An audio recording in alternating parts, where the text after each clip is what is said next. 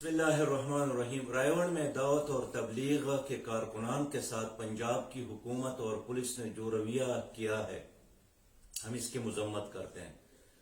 یہ لوگ جو دعوت کے خاطر گھروں سے نکلے ہیں، اگر سینکڑوں کی تعداد میں کہیں پر موجود بھی تھے اور ان میں سے چند بیمار بھی نکلے تو ان کے لیے تو علاج کا انتظام کرنا چاہیے تھا، ان کو مطلوبہ سینٹر اور ہاسپٹل میں پہنچانے کا اہتمام کرنا چاہیے تھا، ان کو تپڑ لگانا، ان کے ہاتھوں میں ہتھکڑیاں ڈالنا، ان پر تشدد کرنا، کیا یہ انسانیت ہے؟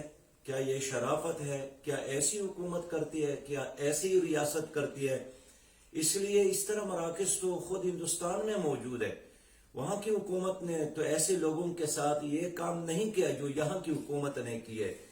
ہم پاکستان کے عوام کی طرف سے اس حکومت کے اس رویے کی مذمت کرتے ہیں اور پنجاب حکومت سے مطالبہ کرتے ہیں کہ وہ باقاعدہ باضابطہ ان سے معافی مانگے اور وزیر اعلیٰ کو خود رائیوڑ جا کر ان کے بزرگوں اور ان کے علماء کے ساتھ بیٹھ کر ان سے معافی مانگنی چاہیے۔